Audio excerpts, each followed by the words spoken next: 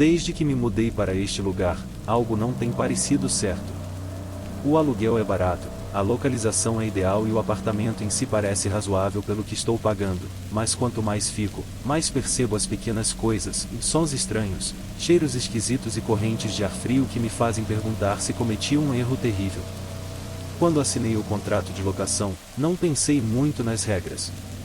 Todo prédio de apartamentos tem suas regras: não fazer muito barulho, não fumar dentro, manter as áreas comuns limpas. Mas aqui, as regras são diferentes.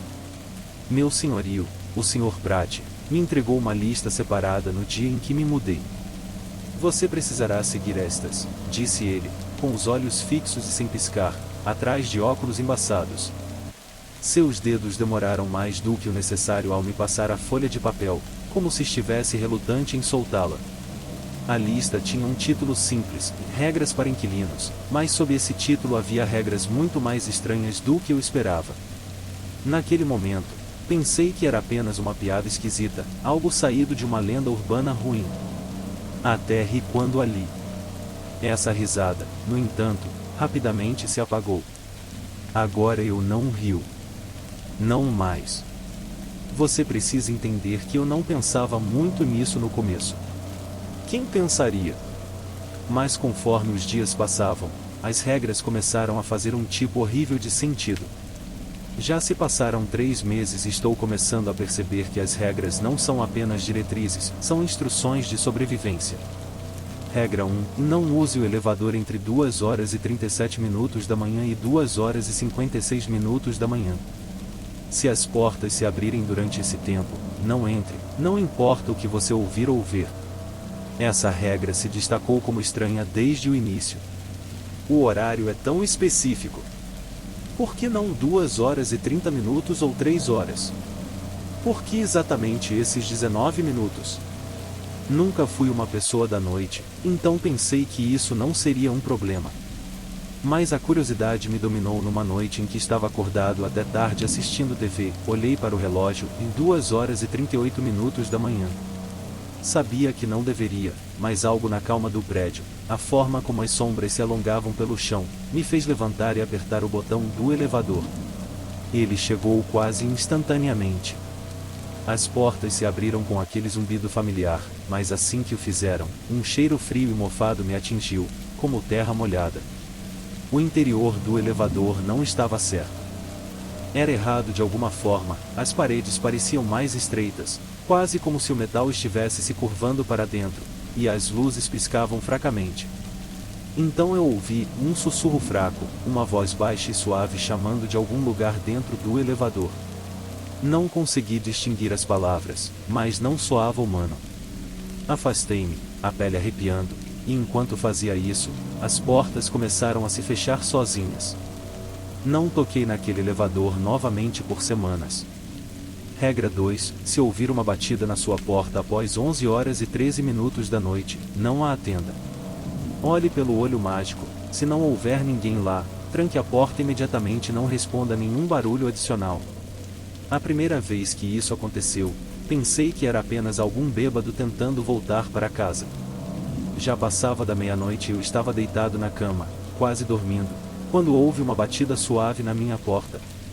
Congelado, minha mente imediatamente foi para a lista, 11 horas e 13 minutos da noite. Já passava muito disso, mas não me levantei de imediato. Convencei-me de que não era nada, apenas uma coincidência.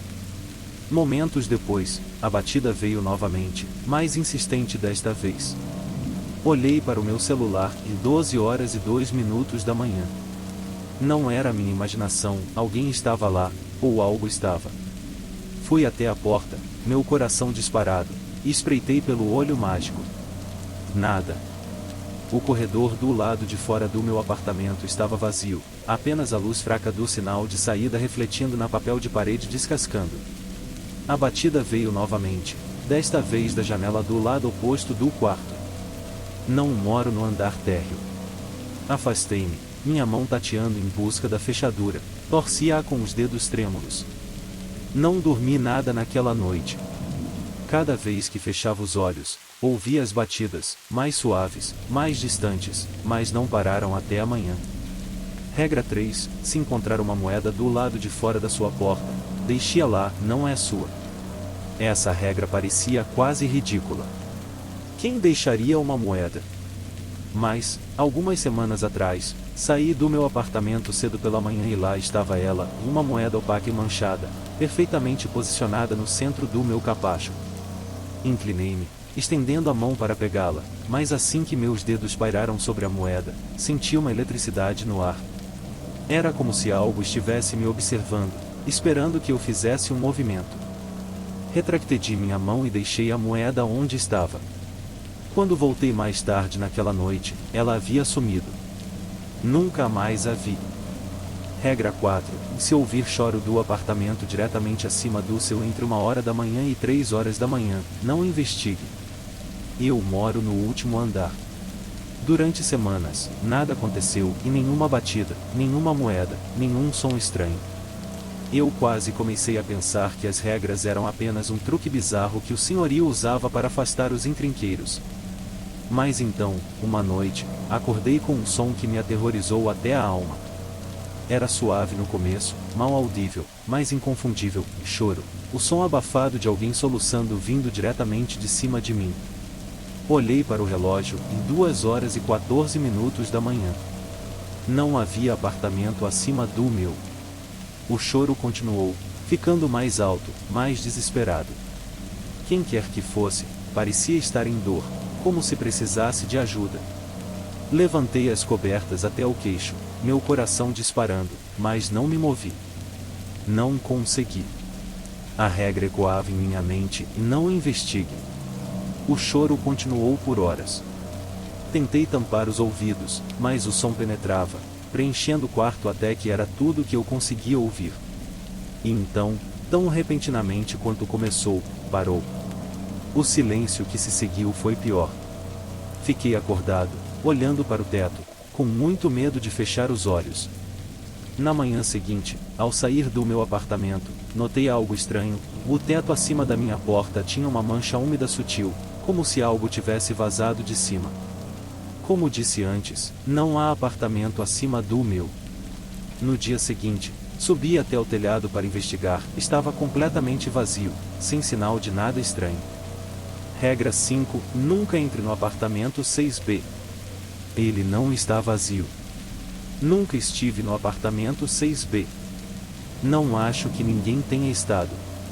É a unidade no final do corredor, e toda vez que passo por ela, sinto uma estranha sensação que não consigo identificar. A porta está sempre fechada, as persianas fechadas, mas de vez em quando ouço barulhos de dentro, batidas suaves, sussurros, o rangido do piso de madeira. Perguntei ao Sr. Pratt sobre isso uma vez, mas ele não respondeu, apenas me lançou um olhar que misturava medo e irritação e me disse para cuidar da minha vida. Depois disso, não mencionei mais. Mas na semana passada, algo aconteceu. Estava voltando para casa tarde, por volta da meia-noite, quando notei que a porta do apartamento 6B estava entreaberta, e não escancarada, apenas uma fresta. Eu deveria ter passado. Deveria ter ignorado, mas algo me puxou para mais perto. Não sei se foi curiosidade ou algo mais sinistro, mas me vi parado em frente à porta, minha mão pairando sobre a maçaneta. Ouvi um som vindo de dentro, um leve arrastar, como se passos estivessem se arrastando pelo chão.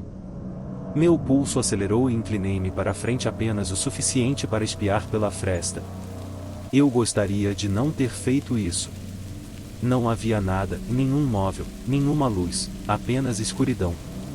Mas naquela escuridão, vi algo, uma figura alta e magra, parada imóvel no centro do quarto, com a cabeça ligeiramente inclinada para o lado, seus olhos estavam abertos. Eu recuei e eslamei a porta, fechando-a. Não me aproximei do apartamento 6B desde então. Regra 6. Não fale com os vizinhos depois do escurecer. Eles não são o que parecem. Tento evitar meus vizinhos tanto quanto possível. A maioria deles se mantém afastada, e notei que o prédio é estranhamente silencioso para quantas pessoas supostamente vivem aqui. Vi alguns rostos ao passar, mas eles estão sempre com pressa, sempre evitando o contato visual. Há uma mulher mais velha que mora 2 portas abaixo de mim, a Sra. Henderson. Ela sempre foi amigável, sempre sorriu quando nos cruzamos, mas na noite passada, algo mudou. Eram cerca de 21 horas e eu estava voltando do supermercado quando a vi parada perto do elevador, me encarando. Sorri e fiz um pequeno aceno, mas ela não se moveu. Seus olhos me seguiam enquanto eu passava, sem piscar, os lábios ligeiramente entreabertos, como se estivesse prestes a falar. Acelerei o passo, tentando chegar ao meu apartamento o mais rápido possível. Quando cheguei à minha porta, olhei para trás, a senhora Henderson ainda estava lá, ainda encarando, mas desta vez sua cabeça estava inclinada em um ângulo antinatural, seu pescoço se curvando demais para o lado. Entrei apressadamente e tranquei a porta atrás de mim. Não dormi aquela noite. Regra 7. Se ouvir o som de chaves tilintando do lado de fora da sua porta no meio da noite, fique perfeitamente parado. Não faça um som. Isso aconteceu na noite passada. Eu estava deitado na cama, tentando ignorar os habituais rangidos e gemidos do prédio, quando ouvi o suave tilintar de chaves do lado de fora da minha porta.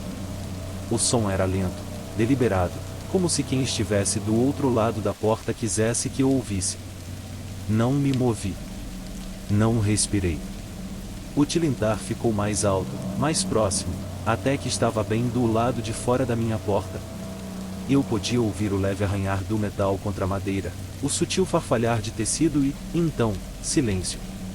Permaneci lá por horas, meus músculos tensos, esperando que o som voltasse.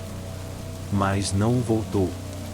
Quando finalmente consegui reunir coragem para verificar pelo olho mágico, não havia ninguém lá, mas ainda podia ouvir o leve tilintar de chaves ecoando pelo corredor. Não sei por quanto tempo mais consigo ficar aqui. As regras estão ficando mais difíceis de seguir e as coisas que tenho visto, e coisas que não consigo explicar, estão começando a me desgastar. Já pensei em ir embora, em fazer as malas e encontrar outro lugar para viver, mas algo continua me segurando, algo sobre este lugar parece errado, como se não quisesse me deixar ir. Não posso deixar de me perguntar se já quebrei uma das regras sem nem perceber, talvez eu tenha perdido algo, algum pequeno detalhe, e agora seja tarde demais. Qualquer que seja o caso, eu sei de uma coisa com certeza, não estou sozinho neste prédio. E nunca estive.